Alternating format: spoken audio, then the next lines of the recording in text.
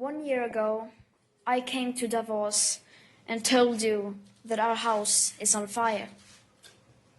I said I wanted you to panic. I've been warned that telling people to panic about the climate crisis is a very dangerous thing to do. But don't worry, it's fine. Trust me, I've done this before, and I can assure you it doesn't lead to anything. And for the record, when we children tell you to panic, we're not telling you to go on like before. We're not telling you to rely on technologies that don't even exist today at scale and that science says perhaps never will. We are not telling you to keep talking about reaching net zero emissions or carbon neutrality by cheating and fiddling around with numbers. We're not telling you to offset your emissions by just paying someone else to plant trees in places like Africa, while at the same time forests like the Amazon are being slaughtered at an infinitely higher rate.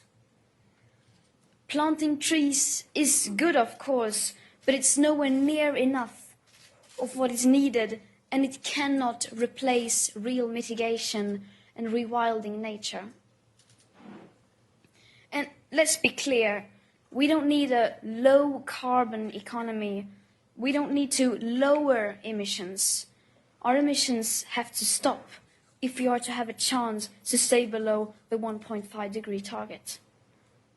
And until we have the technologies that at scale can put our emissions to minus, then we must forget about net zero. We need real zero. Because distant net zero emission targets will mean absolutely nothing if we just continue to ignore the carbon dioxide budget that applies for today, not distant future dates. If high emissions continue like now, even for a few years, that remaining budget will soon be completely used up. The fact that the USA is leaving the Paris Accord seemed to outrage and worry everyone, and it should.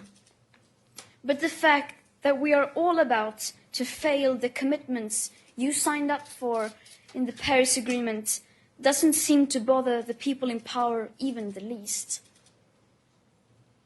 Any plan or policy of yours that doesn't include radical emission cuts at the source starting today is completely insufficient for meeting the 1.5 or well below 2-degree commitments of the Paris Agreement. And again, this is not about right or left. We couldn't care less about your party politics. From a sustainability perspective, the right, the left, as well as the center have all failed. No political ideology or economic structure has been able to tackle the climate and environmental emergency and create a cohesive and sustainable world. Because that world, in case you haven't noticed, is currently on fire. You say children shouldn't worry. You say, just leave this to us. We will fix this. We promise we won't let you down. Don't be so pessimistic. And then, nothing. Silence. Or something worse than silence. Empty words and promises which give the impression that sufficient action is being taken. All the solutions are obviously not available within today's societies, nor do we have the time to wait for new technological solutions to become available to start drastically reducing our emissions. So, of course, the transition isn't going to be easy. It will be hard, and unless we start facing this now, together with all cards on the table, we won't be able to solve this in time. In the days running up to the 50th anniversary of the World Economic Forum, I joined a group of climate activists demanding that you, the world's most powerful and influential business and political leaders, begin to take the action needed. We demand at this year's World Economic Forum participants from all companies, banks, institutions and governments immediately halt all investments in fossil fuel exploration and extraction, immediately end all fossil fuel subsidies, and immediately and completely divest from fossil fuels. We don't want these things done by 2050, 2030, or even 2021. We want this done now. It may seem like we are asking for a lot, and you will, of course, say that we are naive. But this is just the very minimum amount of effort that is needed to start the rapid sustainable transition. So either you do this, or you're going to have to explain to your children why you are giving up on the 1.5 degree target. Giving up without even trying. Well, I'm here to tell you that, unlike you, my generation will not give up without a fight. The facts are clear, but they are still too uncomfortable for you to address. You just leave it because you think it's too depressing and people will give up. But people will not give up.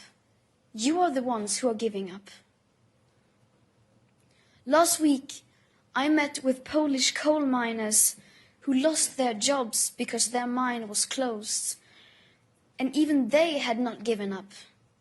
On the contrary, they seem to understand the fact that we need to change more than you do. I wonder, what will you tell your children was the reason to fail and leave them facing a climate chaos that you knowingly brought upon them? That it seemed so bad for the economy that we decided to resign the idea of securing future living conditions without even trying? Our house is still on fire. Your inaction is fueling the flames by the hour. And we are telling you to act as if you loved your children above all else. Thank you.